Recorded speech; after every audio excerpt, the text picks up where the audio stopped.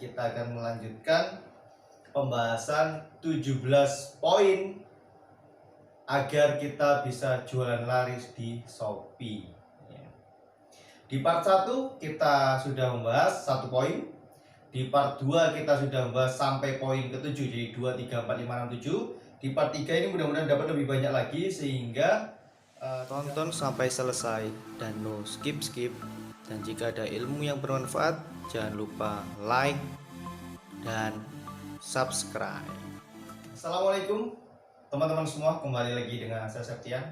Di part ketiga ya, kita akan melanjutkan pembahasan 17 poin agar kita bisa jualan laris di Shopee. Di part 1 kita sudah membahas 1 poin.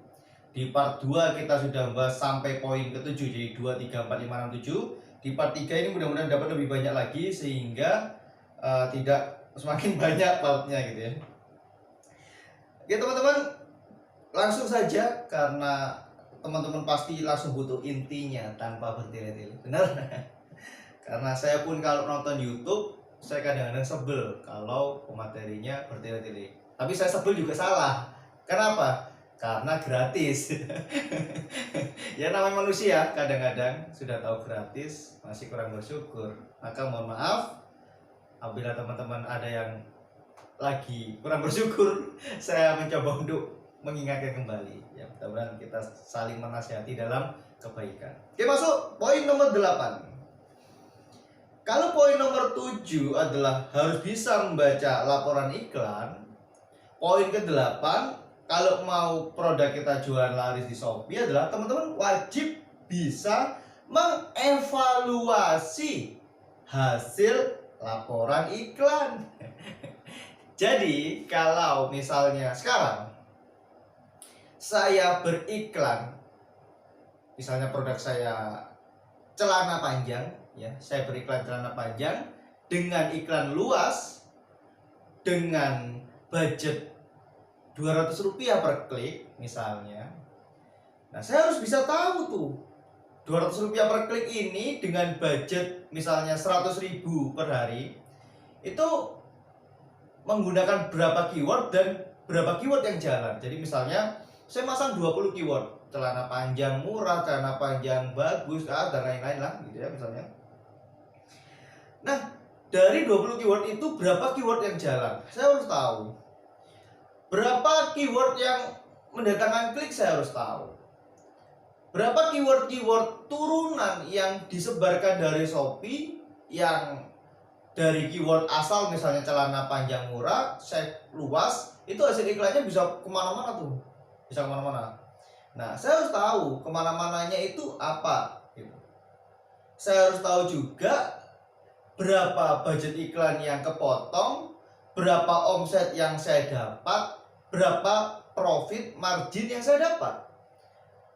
Sehingga kalau misalnya saya iklan 100.000, dapat laku satu celana misalnya, satu celana harganya 150.000, harga ambilnya 100.000, berarti margin saya 50.000. Iklannya 100.000, berarti saya minus 50.000. Nah kalau minus, buat apa diterusin, kan kayak gitu evaluasinya. Nah sedangkan kalau misalnya dari iklan 100.000 menghasilkan 10 sales misalnya, dapat 1.500.000 kan, 1.500.000. Sedangkan 10 celana itu untuk pulaannya kepotong biaya pokoknya 1.000.000 tinggal 500.000. 500.000 margin dipotong biaya iklan 100.000, berarti saya masih ada profit gross atau gross profit, profit kotor, keuntungan kotor 400.000. Nah kalau seperti itu, saya harus seperti apa? Itu namanya mengevaluasi laporan iklan. Banyak di antara penjual online yang tidak bisa baca laporan iklan. Bukan hanya yang rugi ya.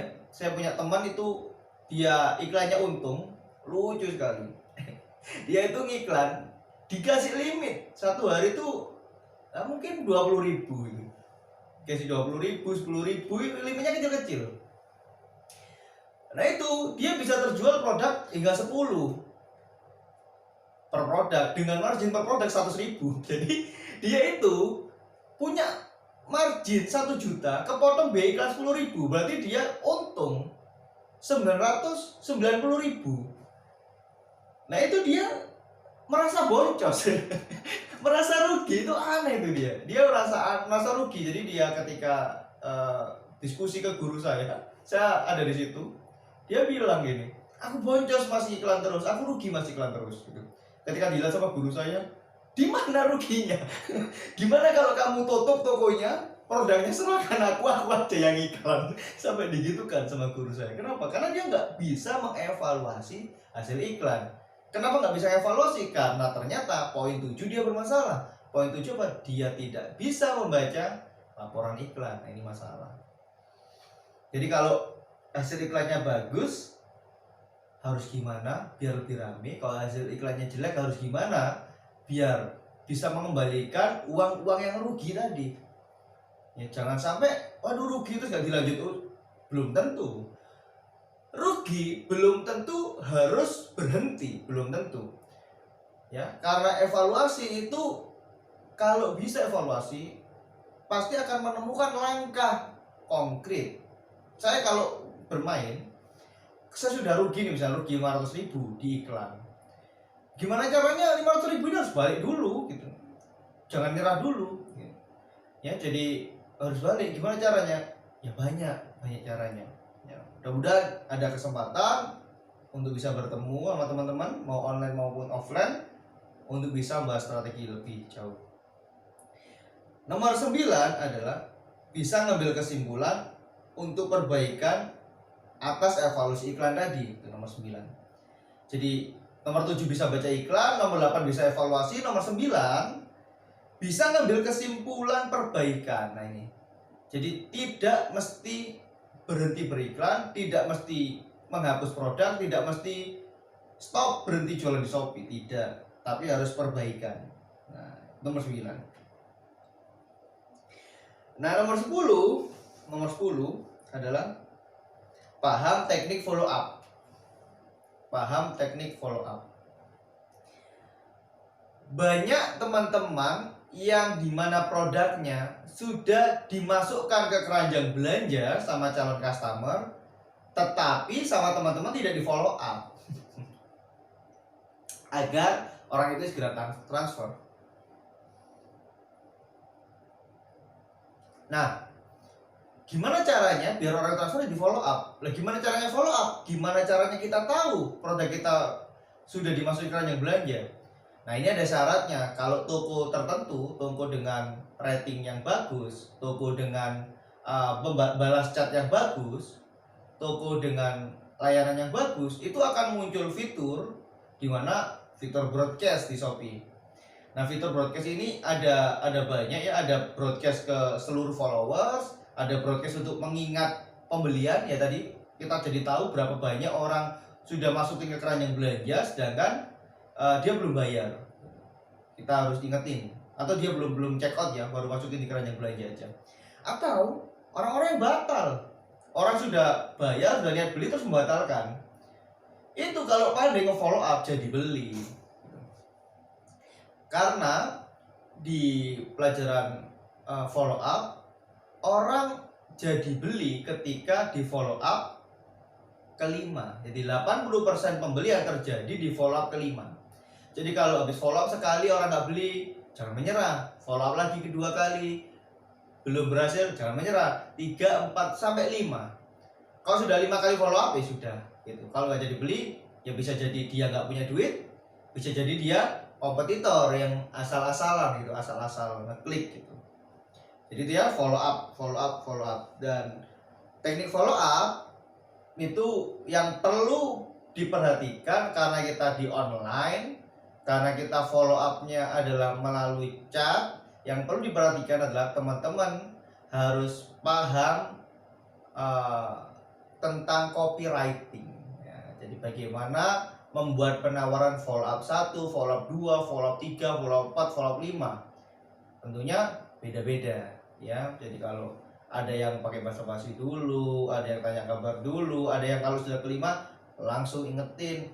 Bahkan bisa jadi ada teknik follow up mengancam. Bisa jadi ya. Ada tuh. Jadi karakter sales kan beda-beda ya. Kalau saya adalah orang yang tidak begitu suka dengan ancaman, sehingga saya tidak mengancam orang lain.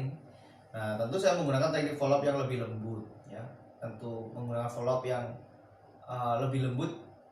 Gimana caranya? Salah satunya adalah dengan memberikan sesuatu kepada orang yang tertarik ke produk kita. Jadi kalau teman-teman pernah beli handphone di counter gitu ya, misalnya di Surabaya itu ada Plaza Marina. Misalnya teman-teman yang di Surabaya ini pernah pergi ke Plaza Marina, terus masuk counter untuk beli handphone. Sebelum beli, sebelum dilayani, ada counter. Kalau counter itu paham teknik ini, counter itu mesti ngasih minum, entah itu mineral gelas atau itu mineral botol, entah itu minuman yang dibuat dulu secara fresh dan lain sebagainya, atau snack gitu. Diajak ngobrol dulu, ditanya keperluannya dulu gitu. Jadi diberi dulu. Jadi teknik follow up yang saya pakai itu, saya kasih dulu. Apa yang saya kasih ya banyak gitu, macam-macam. Kalau produknya herbal bisa jadi layanan konsultasi dulu. Kalau produknya kaos bisa jadi gambar-gambar dulu yang dikirim gitu. Jadi kalau atau edukasi dulu. Kalau bahan kita itu misalnya katun premium gitu, maka kita kasih tahu katun premium itu apa, penjelasan dan sebagainya. Itu ya, itu poin nomor 10. Jadi paham teknik follow up, benar-benar harus paham teknik follow up. Nomor 11 adalah paham ilmu psikologis pembeli.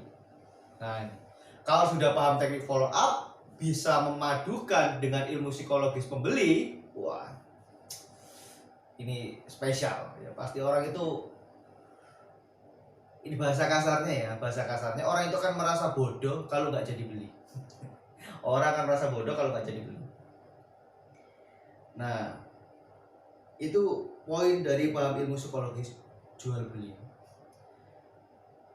Saya kasih beberapa contoh, misalnya adalah mahal sama dengan murah. Mahal sama dengan bagus. Ya, mahal sama dengan bagus. Jadi kalau orang itu, ini kok barangnya mahal ya. Nah, kalau kita bisa menjelaskan bahwa mahal itu bagus, seperti Apple itu mahal, ya kan? Habis itu Alphard itu mahal, lalu BMW itu mahal, Mercy itu mahal. Kita bisa mentransfer itu pengetahuan bahwa mahal sama dengan bagus, maka psikologis pembeli akan terpengaruh. Tapi kalau kita takut dengan perang harga ya sudah. Habis itu psikologis pembeli lagi adalah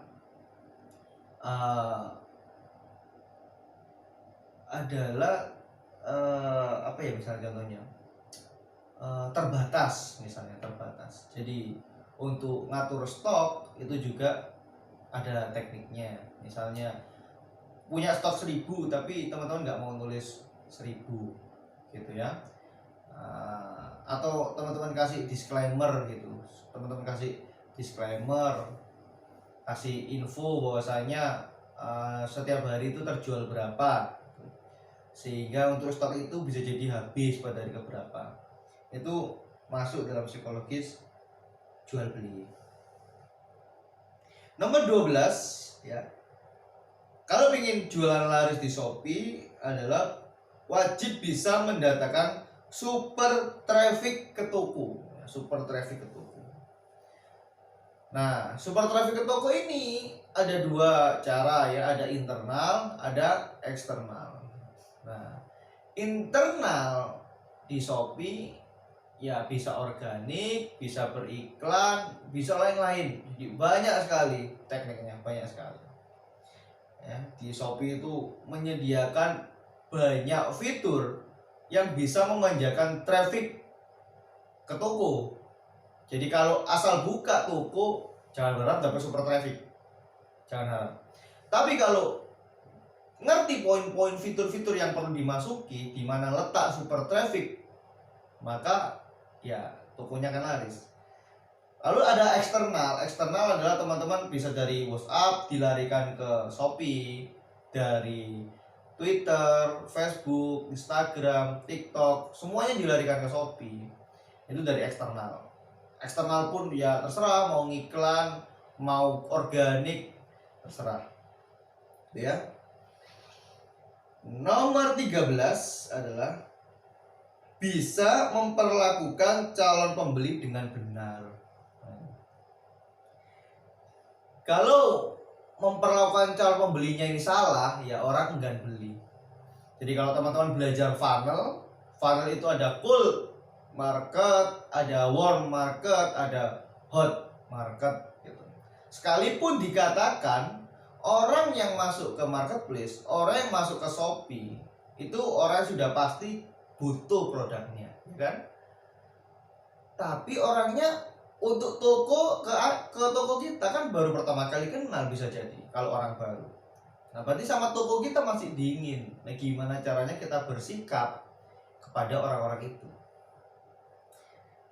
Dan sikap ini wajib dijaga walaupun sudah closing. Misalnya ya, ada produk saya yang lain itu kena komplain. Padahal ini karena kesalahan kurir, barang sampai jadi rusak gitu, apa yang saya lakukan adalah sebelum dia memberikan rating 1, ya saya sudah antisipasi, saya bilang ke beliau untuk saya kirim ulang, plus saya bonusin, jadi produknya saya kirim ulang plus ada bonus lagi, saya kasih jam tangan, nggak main-main, saya kasih jam tangan. Produk yang dibeli rusak, harganya cuman berapa ya, 70 ribuan yang dibeli itu, 70 ribuan, beli 2 beliau berarti 140 ribu, yang satu selamat, yang satu rusak. Nah, saya kirim lagi 1 plus saya kasih jam tangan. Apa yang terjadi? Ya, yang terjadi adalah beliau nulis rating bintang 5 plus pengalaman yang luar biasa di situ. Nah, itu akan meningkatkan poin sebelumnya, memahami psikologis calon pembeli, yaitu pasti mereka melihat review kan. Nah, dengan review yang semakin bagus di toko, ya insya Allah akan mendatangkan trust yang semakin tinggi. Trust semakin tinggi, ya penjualan semakin tinggi di berikutnya. Itu poin 13. Jadi bisa memperlakukan calon pembeli dengan benar. Oke, masih ada poin 14, 15, 16, dan 17. Itu kita lanjutkan di part berikutnya, di part 4. Insya Allah jadi part terakhir. Mudah-mudahan bermanfaat. Jangan lupa teman-teman bisa gabung di grup diskusi sama saya. Mudah-mudahan saya bisa membagikan sedikit, dan mudah-mudahan ini bisa jadi amal jariah. Karena kata Rasul, ada 3 amalan jariah yang tidak pernah terputus. Satu adalah sedekah jariah, yang kedua adalah ilmu yang bermanfaat, yang ketiga adalah doa yang soleh. Sedekah jariah saya ya belum banyak, ya kan, anak juga belum tentu soleh. Para nabi pun banyak anak-anaknya juga tidak soleh. Contohnya misalnya Nabi Nuh, anaknya tidak soleh, ya kan, dan nabi-nabi yang lain juga banyak contohnya. Maka satu-satunya jalan yang mungkin semua orang berkesempatan untuk dapat amal yang tidak terputus adalah berbagi ilmu. Mudah-mudahan kita bisa mendapatkan itu, mudah-mudahan saya bisa dapatin itu. Oke, terima kasih teman-teman. Mudah-mudahan bermanfaat. Yang belum gabung di grup, jangan lupa klik link yang ada di deskripsi, bisa langsung ke nomor WhatsApp pribadi saya. Oke, terima kasih. Assalamualaikum warahmatullahi wabarakatuh. Jika ada ilmu yang bermanfaat, jangan lupa like dan subscribe.